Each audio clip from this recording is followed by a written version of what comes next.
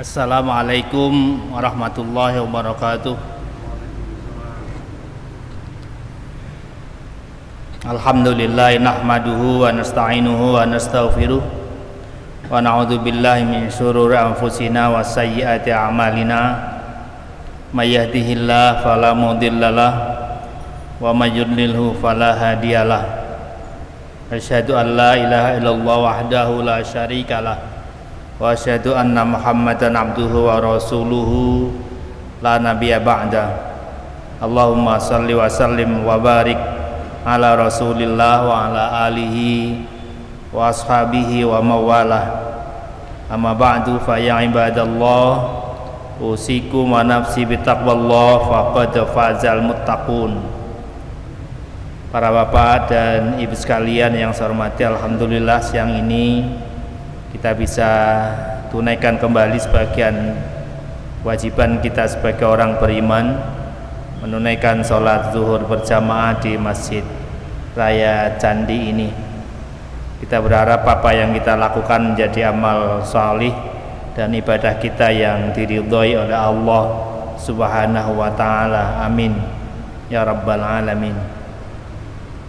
Hari Selasa kemarin sudah kita baca hadis tentang keimanan pada takdir, yaitu hadis dari Ibnu Abbas, Abdullah bin Abbas.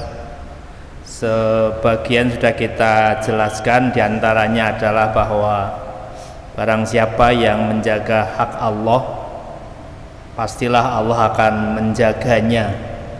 Yahfazillaha yahfazka.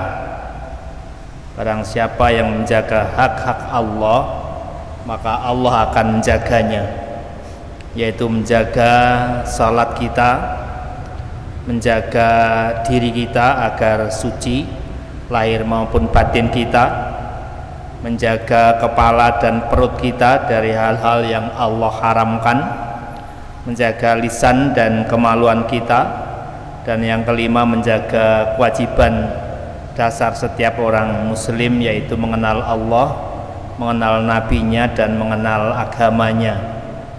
Jika itu bisa kita lakukan, maka Allah akan menjaga urusan dunia kita, menjaga badan kita, menjaga keluarga kita, bahkan juga menjaga harta kita. Allah juga akan menjaga diri kita waktu sudah tua, waktu kita sudah lemah. Allah juga akan menjaga keturunan kita, menjaga kita dari gangguan dari makhluk-makhluk yang mengganggu kita, jahat pada kita. Dan yang kelima, Allah akan menjaga agama kita, iman kita, serta hal-hal yang syubhat yang Allah haramkan pada diri kita. Bahkan para bapak dan ibu yang saya hormati, di hadis berikutnya Rasulullah bersabda, bahkan barang siapa yang menjaga Allah, ihfadillah tajidhu tujahaka. Jagalah Allah, maka akan kau dapatkan Allah itu di hadapanmu. Jagalah Allah, maka Allah akan hadir di hadapanmu dalam setiap keadaannya, akan menolong apa yang menjadi kebutuhan kamu, akan menjaga dirimu, dan bahkan memberikan taufik kepadamu. Jadi ini sesuatu yang saya kira sangat-sangat penting juga diyakini, bahwa ketika kita sudah meyakini apapun yang Allah kehendaki terus kita turuti, kita penuhi semaksimal kita, ittaqillaha mastata'tum, pastilah Allah akan hadir di hadapan kita, menolong kita, menjaga kita. Ada satu cerita yang saya kira ibu dan bapak mungkin ada yang sudah pernah mendengar cerita itu di pengajian YouTube. Cerita tentang seorang nenek-nenek tua dari Turki, yang dia adalah orang yang tidak terbiasa pergi jauh, tapi dia orang yang sangat istiqomah melaksanakan sholatnya. Jadi ketika ada azan, maka apapun pekerjaan yang ia sedang lakukan atau akan ia lakukan, ia tinggalkan, ia dahulukan untuk bagaimana menjaga hak-hak Allah bagaimana ia menjaga sholatnya. Suatu saat nenek tua yang istiqomah dengan sholatnya itu pergi haji. Tentu haji di Turki ke Arab, ke Mekah, ke Bandara Jeddah itu tidak seheboh orang Indonesia yang pergi haji ke Tanah Suci. Sana cukup dekat sehingga tidak harus pakai panitia macam-macam. Dia berangkat tentu dengan beberapa jamaah lainnya. Ketika pesawat mau terbang, kebetulan semua calon jamaah haji yang mau naik pesawat itu sudah diperintahkan masuk pesawat, ada terdengar azan. Nah, nenek-nenek itu tanpa berpikir panjang, ia segera memenuhi panggilan azan itu untuk sholat asar, karena dia orang sepuh yang selama ini jarang bepergian. Ketika berangkat mau haji itu tidak berpikir untuk bagaimana dia menjama sholatnya di zuhur, bagaimana nanti juga teori tentang qasar dan jama sholat. Dia berangkat begitu saja, dan kemudian ketika di bandara yang lain sudah naik pesawat, terdengar azan, dia penuhi dulu panggilan azan itu untuk dia melaksanakan sholat asar. Dia tidak berpikir apakah nanti akan ditinggal oleh pesawat apa tidak. Dia tidak berpikir apakah resiko dari dia tetap melaksanakan sholat asar itu nanti ketinggalan apa tidak. Yang jelas dia tetap sholat, dan berkali-kali dipanggil tetap si nenek tua ini istiqomah, saya harus dahulukan menghadap Allah Subhanahu wa ta'ala. Betul, ketika dipanggil berapa kali dan tidak datang-datang juga, pesawat tetap terbang. Dan si nenek ini tetap mantap hati untuk tetap melaksanakan sholat asar itu, dan dia tidak berpikir apakah nanti dia jadi batal hajinya apa tidak. Dengan penuh keikhlasan dia menghadap Allah sholat asar, dan terbanglah pesawat yang membawa jamaah haji rombongan dengan dia ke Jeddah. Dan nenek-nenek itu tidak pernah berpikir apa-apa, ikhlas menghadap Allah Subhanahu wa ta'ala. Singkat cerita, pesawat sudah terbang. 1 jam berikutnya ternyata pesawatnya membalik ke bandara Istanbul, dan konon pilot pesawat itu memberikan penjelasan kenapa pesawatnya kembali ke Istanbul, bukan mau jemput neneknya, tetapi karena di mesin pesawatnya itu ada masuk seekor burung kecil yang tidak mungkin dia akan meneruskan penerbangannya kalau tidak diambil dulu, kalau tidak diservis dulu, sehingga betul pesawatnya balik ke Istanbul. Dan singkat cerita selanjutnya saya kira kita bisa tahu betapa itu sesuatu yang menjadi qadarullah, kehendak Allah dan skenario Allah Subhanahu wa ta'ala. Nah, kasus-kasus seperti ini sesungguhnya sering terjadi. Jangan-jangan juga kita pernah mengalaminya, tetapi itu tidak bisa kita setting sendiri, dan kita bahkan tidak boleh untuk menentukan sendiri, karena itu soal takdir, kehendak Allah. Nenek-nenek itu pun tidak pernah membuat setting dan merencanakan biar saya ditinggal, yang penting saya sholat asar, nantikan Allah menolong saya, nantikan pesawat balik lagi. Tidak ada terfikir itu. Begitu juga orang-orang soleh lainnya ketika kemudian mendapatkan teori dilalah seperti itu, atau kita ketika suatu saat dapat teori dilalah seperti itu juga tidak mungkin kita setting sendiri, kita rencanakan sendiri. Itu atas kehendak Allah, sepanjang atau asalkan kita melakukan apa yang itu menjadi kehendak Allah secara ikhlas, betul-betul kepasrahan kita kepada Allah. Allah akan menolong kita, tujahaka, Allah akan datang padamu untuk menolong kamu. Kepasrahan kita, keyakinan kita pada takdir Allah, ketentuan Allah, itulah yang terbaik. Sesudah kita ikhtiar secara maksimal, sepengetahuan yang kita tahu, maka itu akan Rasulullah katakan tujahaka, akan menjadi jaminan Allah memberikan pertolongan pada kita. Karena itulah dalam surat An-Nahl ayat 128 Allah juga berfirman, innallaha ma'al ladzina taqau wal ladzina hum muhsinun. Sesungguhnya Allah itu selalu bersama orang-orang yang bertakwa dan orang-orang yang selalu berbuat kebaikan. Itu para bapak dan sekalian, jika kita menjaga hak-hak Allah, Allah akan menjaga hak-hak kita, dan bahkan lebih dari itu Allah akan datang pada kita, menolong kita ketika kita membutuhkannya. Karena kita iman betul, yakin betul akan takdirullah, dan kita pasrahkan segalanya kepada Allah Subhanahu wa taala. Pada hadis berikutnya disebutkan di situ, kata Rasulullah sallallahu alaihi wasallam, kenalilah Allah, maka Allah akan mengenalmu dengan sebaik-baiknya.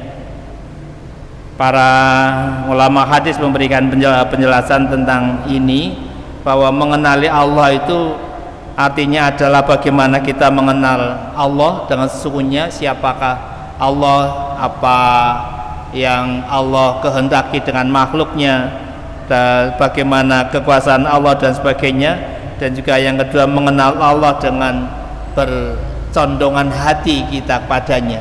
Apa yang menjadi kehendak Allah itu kita prioritaskan melebihi dari kehendak-kehendak dan kebutuhan-kebutuhan lainnya. Nah, kalau kita mengenal Allah, maka Allah akan mengenal kita dalam bentuk apa? Mengenal apa yang menjadi kehendak hati, bahkan kehendak dalam pikiran kita. Selain kehendak lahir, juga apa yang menjadi kehendak batin kita. Dan juga yang kedua, Allah akan mengenal dan mencintai kita, mengabulkan doa kita, dan menyelamatkan kita saat kita memperoleh kesulitan. Itu sabda Rasul, kalau kita mencoba untuk mengenal apa yang menjadi kehendak Allah, dan kemudian kita mementingkan apa yang jadi kehendak-kehendak Allah itu, maka Allah akan mengenal kita juga dengan mengenal apa yang menjadi kebutuhan kita, mengenal apa yang jadi keinginan kita, dan bahkan mengenal apa yang semestinya kita peroleh dalam kehidupan kita. Selanjutnya, para bapak yang saya hormati, apa tanda-tanda orang-orang yang beriman pada qadarullah, takdir Allah, iman yang benar? Tandanya adalah pertama, dia yakin akan sunnatullah. Kehidupan itu ada sunnatullah, ada garis-garis ketentuan yang sudah Allah takdirkan, dan bagian dari sunnatullah itu adalah rumus kehidupan, atau orang yang sering menyebutnya sebagai hukum alam. Tangan kalau dibakar ya panas, perut kalau lapar ya harus makan, kalau haus kita minum. Itu sunnatullah. Itu ketentuan, bagian dari ketentuan Allah. Sunnatullah itu ada yang tauqifi, ada yang itu ketentuan dari Allah, ada yang bisa dicari atau dipelajari dengan akal manusia, dengan akal kita semuanya. Para ahli, para ilmuwan yang kemudian mencoba berbagai percobaan, kemudian menghasilkan satu kesimpulan tertentu, itu juga bagian dari sunnatullah. Yang kedua, orang yang yakin iman pada takdir itu menerima semua takdir itu dan meridhoinya. Sebelum ada ketentuan, dia ikhtiar sepenuh yang ia mampu sesuai sunnatullah. Kalau dia ingin mendapatkan harta, tentu mencari. Kalau dia ingin pintar, ya tentu belajar. Tetapi dia tidak akan menetapkan, memastikan sesudah saya belajar pasti pinter, sesudah saya mencari harta pasti dapat harta. Tidak. Tetapi ia akan menunggu ketentuan Allah, dan ketika ketentuan Allah datang, ia terima dan ia ridho. Bisa jadi orang yang belajar hanya satu kali langsung pinter, langsung hafal, tapi bisa jadi juga ia belajar sudah berkali-kali, 10 kali, tetap belum pinter-pinter juga. Kondisi macam apapun dia meridhoinya. Itu orang yang iman pada takdir secara benar. Yang ketiga, memiliki tingkat kesabaran yang baik. Karena apa? Apa yang Allah tentukan itulah sesungguhnya yang terbaik bagi dirinya.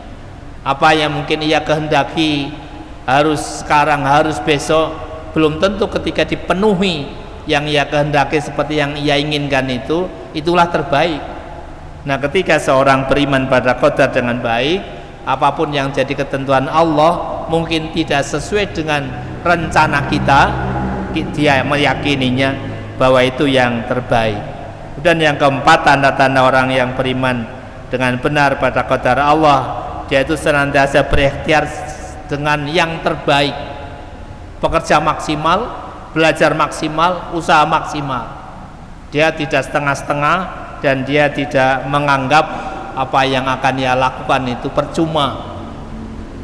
Dalam berbagai hadis juga disebutkan bahwa yang Allah hitung dari amal manusia itu bukan hasilnya, tetapi apa yang dilakukannya.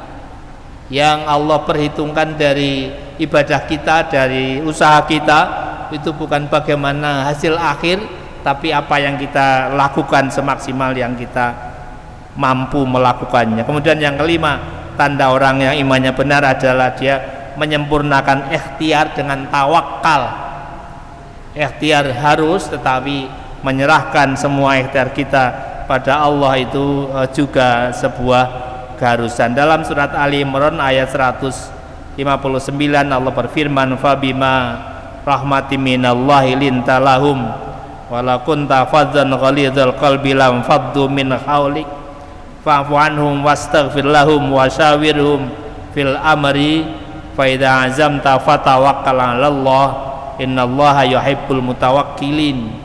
Fa idza azamta, kalau kamu sudah mantap untuk melakukan sesuatu dan sudah melakukannya secara maksimal, secara baik, fatawakkal 'alallah, maka serahkan hasil akhirnya kepada Allah. Innallaha yuhibbul mutawakkilin, sesungguhnya Allah suka pada orang-orang yang suka bertawakal. Itulah 5 tanda-tanda ketika kita iman kepada qadar itu benar. Yang terakhir, apa hikmahnya ketika kita memiliki iman yang benar pada qadar itu? Pertama, hikmahnya kita akan terus meningkat keimanan kita secara baik dengan baik pada Allah. Iman kita terus bisa semakin kuat pada Allah. Apa yang Allah kehendaki itulah yang terbaik untuk kita. Yang kedua, menjadikan jiwa kita itu merasa tentram karena kita punya as-somad, tempat bergantung. Jadi apapun yang menimpa kita atau apapun yang kita peroleh dari Allah itu selalu kita yakini yang terbaik. Menimpa kita musibah misalnya, pastilah Allah memberikan musibah pada kita sesuai dengan kemampuan kita. Tidak akan ada musibah yang melebihi dari kemampuan manusia. Hingga ia tetap tentram, ia tetap tenang menghadapi realitas apapun yang terjadi. Yang ketiga, menumbuhkan jiwa pemberani karena dia punya backing Allah SWT. Allah Somad itu mau seberat apapun tantangan, seberat apapun yang harus ia hadapi, ia tetap punya keberanian. Yang keempat, menumbuhkan semangat bekerja keras karena itulah yang Allah inginkan, bukan memperhitungkan hasil terakhir, tapi kerja keras yang dia lakukan. Yang kelima, semakin optimis dalam menjalani hidup. Masa depan itu harus dihadapi dengan optimisme, tafaul pada kehendak Allah, berbaik sangka pada kehendak Allah. Dan yang terakhir, orang yang imannya benar pada qadar, dia bisa menseimbangkan antara ikhtiar, doa dan tawakal. Jadi orang beriman yang baik kepada qadar itu, takdir itu, ikhtiar pasti selalu, doa juga harus, karena doa itu tentu sesuatu yang menjadi kewajiban orang yang beriman. Dan yang terakhir, tawakal, serahkan semuanya pada Allah Subhanahu wa taala. Itulah para bapak dan ibu yang saya hormati, iman pada qadar itu sesuatu yang mutlak penting bagi orang-orang beriman, dan semuanya harus kita latih secara bertahap, secara pelan-pelan, agar kita bisa menjadi orang-orang yang benar iman kita pada takdir. Dan hikmahnya tadi kita sampaikan, kita akan menjadi orang yang penuh optimisme dan bisa seimbang dalam ikhtiar, doa dan tawakal. Semoga kita semuanya menjadi orang-orang yang benar imannya, iman pada takdir Allah, sehingga Allah menjamin apa yang menjadi kebutuhan kita. Amin ya rabbal alamin. Semoga manfaat, kurang lebihnya mohon maaf. Assalamualaikum warahmatullahi wabarakatuh.